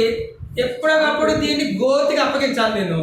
కానీ ఈ ప్రయాణం ఎక్కడి నుంచి ప్రారంభమైంది? పాపము నుండి బయలుదేరింది. పాపం వచ్చింది కదండి మనకి. పాపం తెలిసింది మనకి. పాపం తెలుసు. పాపం చేసి కూడా పాపం తెలనుకున్నారండి. అయ్యో పాపం అంటాడు చూడండి. అయ్యో పాపం ఏంటండి మరిని? అయ్యో పాపం అంటాడు. అయితే పాపం చేసేవాడు ఎవరైనా పడిపోయాడు, అయ్యో పాపం అండి దెబ్బ. అయితే పాపం అండి, పాపం ఎందుకు అవుతుంది అసలనే? ఇదంతా నిండిపోయింది. అయ్యో ఆయనకి దెబ్బ తగిలిందండి, అయ్యో చూసుకోకుండా పడిపోయాడు అని అంటారు. అయ్యో పాపం అండి దెబ్బ తగిలిందండి. ఎక్కడున్నారు పిల్లలు? డోస్ ఎక్కువ అవుతున్నట్టు కదా. అంటే ప్రభు బల గురించే మాట్లాడుతున్నారు. అంటే మీరు తెలుసుకోవాలి, రాబోయే భవిష్యత్తు ఉంటుంది. మాకు తెలియదు కదా దేవుని మాట. ఆలోచించండి సార్. ఇప్పుడు శరీరం ఏంటంటది? ఎప్పటికైనా నిన్ను పాపంలో ముంచేస్తుందండి. పాపంలో పడిపోకుండా ఉన్నారంటే నువ్వు ప్రతిరోజు నిన్ను నిలబెట్టేది ఏంటి? వాక్యం. పాపం వల్ల వచ్చే జీతం ఏంటి? మరణం. అయితే దేవుని కృపావరం ప్రభువైన యేసుక్రీస్తు అంటే నిత్య జీవం. వాక్యమును భుజిస్తున్నావంటే, వాక్యాన్ని పఠిస్తున్నావంటే, వాక్యాన్ని అనుసరిస్తున్నావంటే నువ్వు ప్రభు శరీరం తీసుకుంటున్నావు లేదా? తీసుకుంటున్నావు. ప్రభు శరీరం తీసుకుంటున్నావంటే నాకు అర్థం ఏంటి? నువ్వు వాక్యం ధ్యానిస్తున్నావంటే ప్రభు శరీరం అది. వాక్యం పరిశీలిస్తున్నావంటే ప్రభు రక్తం అది. ఆ రెండు నీలోకి వెళ్తున్నాయంటే నీ దేహం ఏమైపోయింది? జీవం కలిగినది అయిపోయింది, శుద్ధి అయిపోయింది. ఇప్పుడు ప్రభు శరీరం తీసుకురాలేదు, ప్రభు రక్తం తీసుకురాలేదండి ఒక ఆయన. కానీ ఆయన ప్రభువుని జ్ఞాపకం చేసుకున్నాడండి.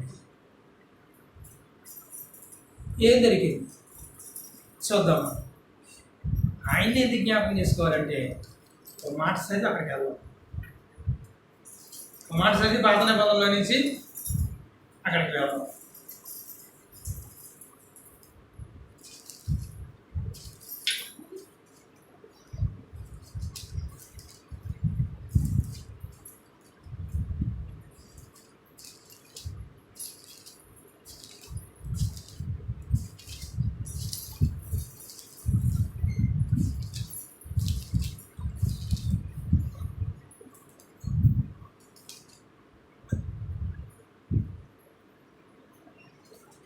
పరమగీతము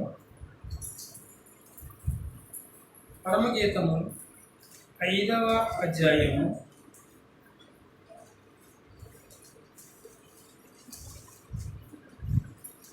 9వ వచనం. స్త్రీలలో ప్రపంచంలో ఉన్న దేశాలన్నింటిలో గల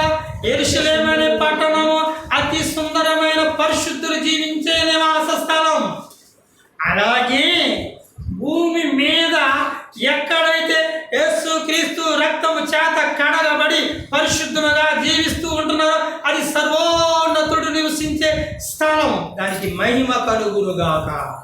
ఇప్పుడు మనం అందరం ఇక్కడ కూడుకున్నాం. మనం ఎలా ఉండవో తెలుసండి?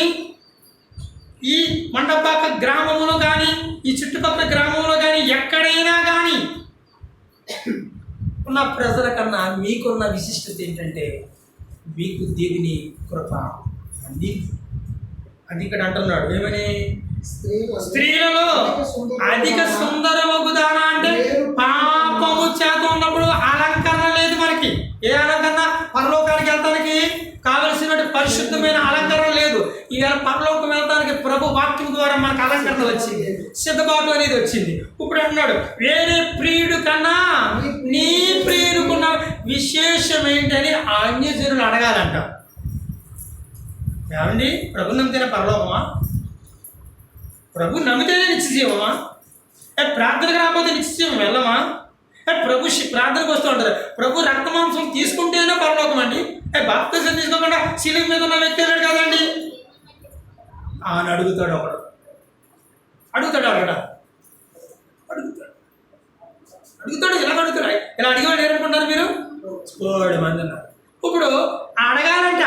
ఏంటంటే విశేషం ఏంటంటే మాకు ఓట్లేదంటే స్పెషల్ ఏంటండి అని అంటే ఇది మా ప్రభు మా కొరకు అర్పించినట్టు విలువైన తన ప్రాణం. ఆయన ఎలాంటి వాడు తెలుసా? పాపులు చేరలేదు. ఆయనలో ఎటువంటి ద్వేషము, అందరినీ ప్రేమించడం. నిన్ను కూడా ప్రేమిస్తున్నాడు. రా స్నానం చేసి బట్టలు వేసుకుని రా బల దగ్గరికి రా, వాక్యమనే బతికిస్తానం చేయి, వాక్యమనే వస్త్రాన్ని ధరించుకో, పాపం అనేది మైలను విడిచిపెట్టు, ప్రభు దగ్గరికి రా, ప్రభుని వెంబడించు, లోపడి విందులో పాల్గో అని చెప్పాలి. ఇప్పుడు వాళ్ళు అడుగుతారంట వేరే ప్రియుల కన్నా నీ ప్రియులకున్న విశేషం ఏమిటి? ఇవి మాతో ప్రమాణము చేర్చుకున్నటకు వేరే ప్రియుల కంటే నీ ప్రియులకున్న విశేషం ఏమిటి?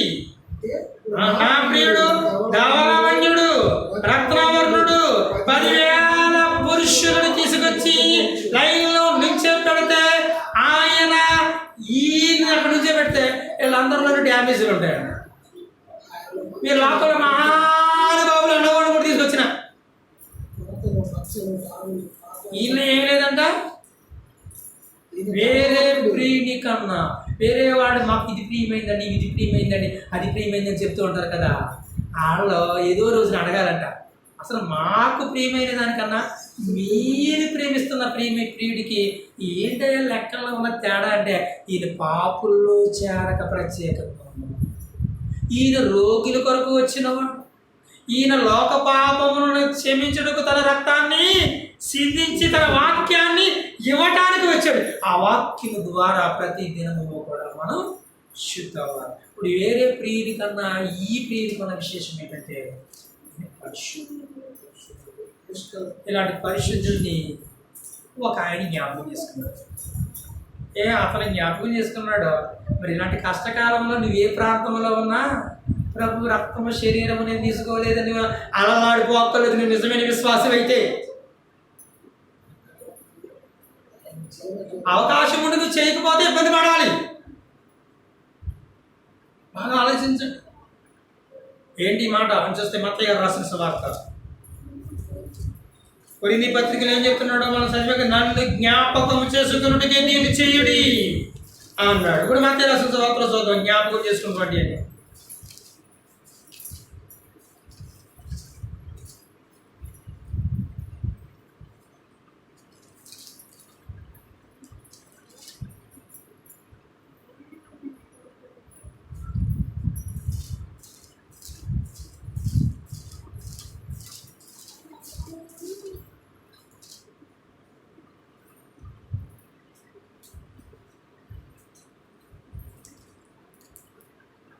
క్షమించండి. లూకా సువార్త 10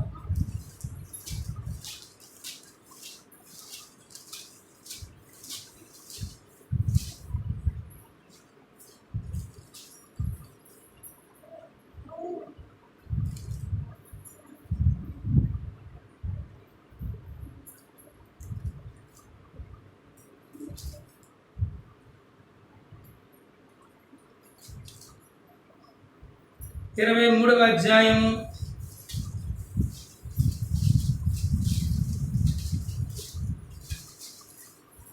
39వ వచనం.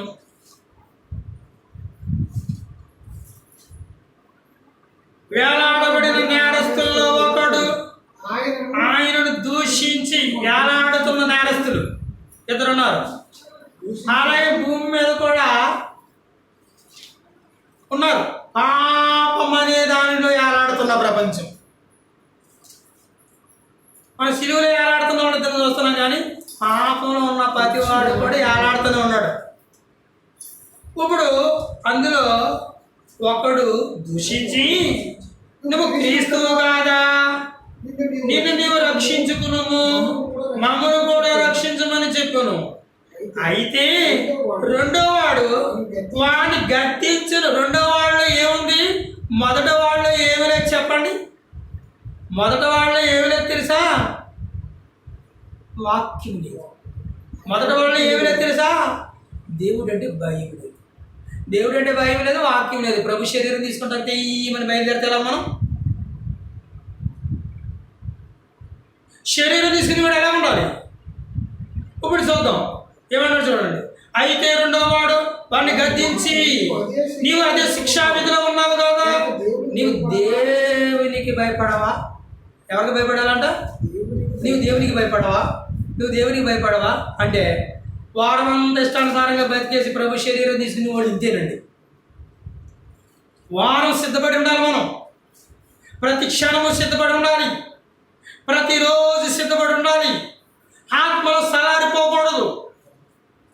ఆత్మల పట్ల తీవ్రత కలిగి ఉండాలి. సలారిపోయొచ్చి ఆదివారం ఏదో సేవకుడు ఇస్తున్నాడని మీరు తీసుకుంటాం, మీరు వస్తున్నారని నేను ఎత్తున్నట్టుగా ఉండకూడదు. ప్రభు బలారాధన అంటే ఇప్పుడు చూడండి ఈయన ఏం జరుగుతుందో చూడండి. ఇప్పుడు మనకైతే నీవు అదే శిక్షా విధిలో ఉన్నావు, నువ్వు దేవునికి భయపడవా? మనకైతే ఇది న్యాయమే, మనం చేసిన వాటికి తగిన ఫలము పొందుతున్నాము, కానీ ఈయన ఏ తప్పిదము లేదని చెప్పేను. ఇది జ్ఞాపకం చేసుకుంటాం. అంటే బాప్తిసం తీసుకున్నా మనం ప్రతిరోజు ఎలా జ్ఞాపకం చేసుకోవడం కదా, నన్ను జ్ఞాపకం చేసుకోండి. అంటే నువ్వు నీతిమంతుడు ప్రభువా, నా శిక్షణ అంతటి నువ్వు భరించావు ప్రభువా, శిక్షావిధికి కారకుని నేను ప్రభువా, ఈ పాపిని కరుణించావు ప్రభువా, నీవు నీతిమంతుడు ప్రభువా, నీ వాక్యమే నన్ను నా హృదయాన్ని శుద్ధి చేస్తుంది ప్రభువా. మీరు మీ కుమారుని పంపించారయ్యా, ఆయన మాదిరి జీవితం మేము కలిగి జీవించడానికి ఆయన సంఘానికి నేర్పించారు. ఆయన శరీరమునకు సాదృశ్యమైన రొట్టెలు, ఆయన రక్తమునకు సాదృశ్యమైన పాత్రల నుండి మేము తీసుకున్నప్పుడు ఎల్లను నేను పాపిని ప్రభువా అని జ్ఞాపకం తీసుకోవాలి. కానీ ఆయన నీతిమంతుడు, ఆయన హెచ్చింపబడాలి, నీవు మరి నువ్వు తగ్గింపబడాలంటే నీకేం తెలియాలి? నీకేం తెలియాలి? నాకేం తెలియాలి? వాక్యమే ప్రభు యొక్క శరీరం అని నీకు తెలియాలి. వాక్యమే ప్రభు యొక్క రక్తము అవసరం తెలియాలి. ఇప్పుడు ఈ వ్యక్తి సిలువలో ఎవరిని జ్ఞాపకం చేసుకున్నాడు? మరి యేసు ప్రభువుని జ్ఞాపకం చేసుకుంటే సిలువలో ఏం చేయాలి?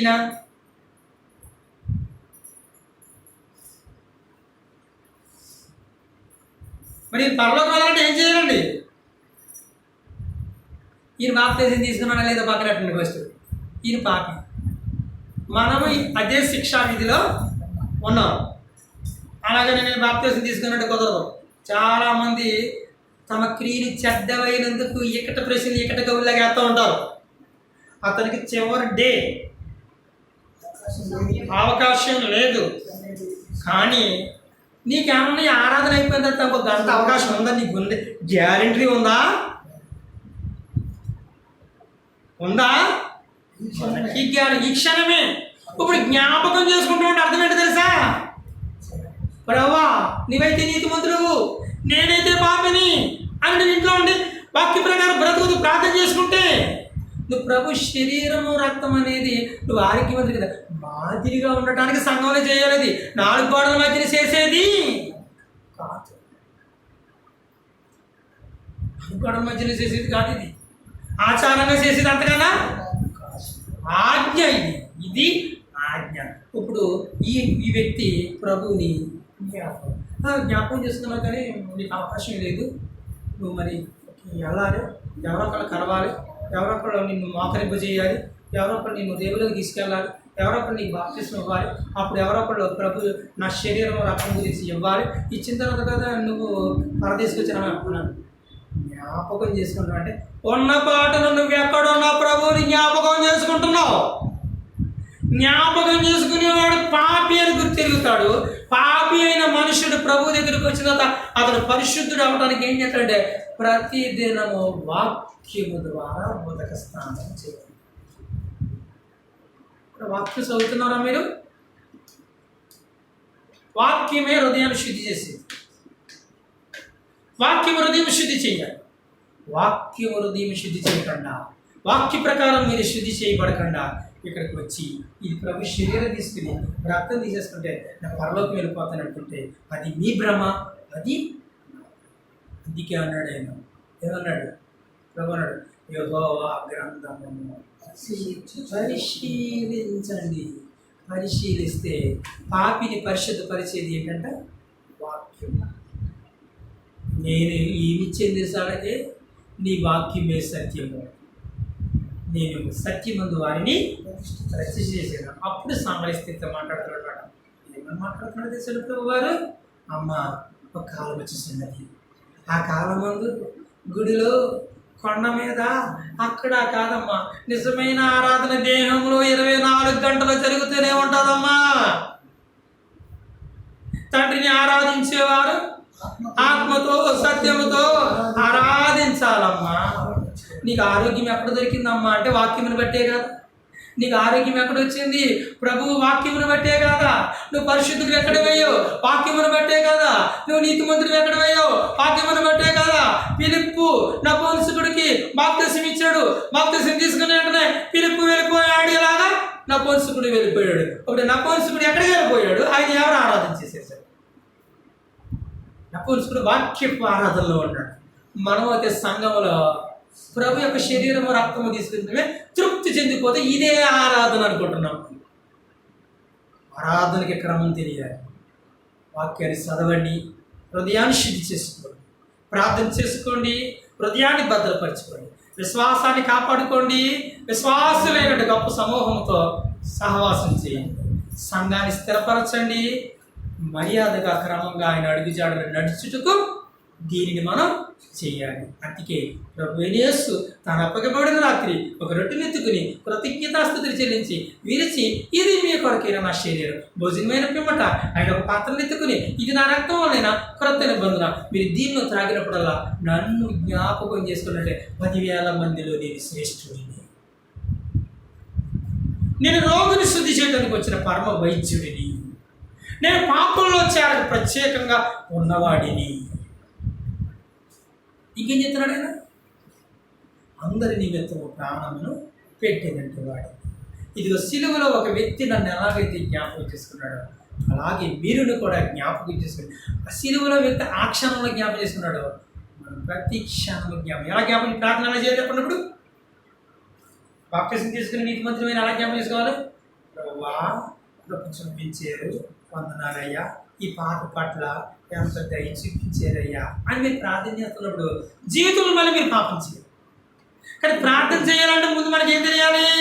వాక్యం చదువుతూ ఉంటే వాక్యం మనం నిలబడద్ది, పడగొట్టదు. సాతాను పడగొడతాడు, దేవుడు దేవుడిని ప్రేమించండి, దేవుని వాక్యానికి చోటు ప్రభు శరీరాన్ని మనం తీసుకునే ముందు ప్రభా మీ వాక్యం ధ్యానించటమే ప్రభు శరీరం తీసుకుంటామని ఈ దినం మాకు అర్థమైందయ్యా, సాక్షాత్తంగా దీన్ని తీసుకుంటూ ప్రభు చూపించండి అయ్యా అని ప్రార్థించండి. ప్రేమించిన తండ్రి, కృప కలిగిన దేవా, మీరు మమ్మల్ని ప్రేమించి కృప చూపించిన రక్షించారు. పాపులమై ఉండగా ఈ పాపిని నాయన రక్షించేటప్పుడు, మా పాపాలు తీటుకు మీకు వారిని పంపించారు నాయన. ఆయన చిందించిన రక్తం వల్ల మేము ఉచితంగా నీతిమంతులుగా తీర్చబడిన మేము లోకంలో కలవకుండా మీరిచ్చిన వాక్యములు ప్రతిదినము ఆహారంగా తీసుకుంటూ నీ కృప మా అందరికీ దయచేయండి. ఈ దినము ప్రభు యొక్క మరణం తిరిగి లేచిన దినముగా ప్రపంచమంతా ఆయన నీ సన్నిధిని చేరి ఆరాధించుచుండగా అల్పుడు అయోగ్యులమైన మేము కూడా ఆరాధించుచుండగా మీ కృప మీ సహాయంలో మాకు దయచేయండి. ప్రభుని జ్ఞాపకం చేసుకున్నందుకు మీ కృప అనుదినము ప్రతి దినము ప్రతి క్షణము మా అందరికీ మీరు ఇస్తున్న మీ సహాయానికి కృతజ్ఞతాస్తుతులు చెల్లిస్తూ యేసు వారి ఉన్నత నామమున ప్రార్థిస్తున్నాము తండ్రి. ఆమేన్. ఎక్కువ సమయం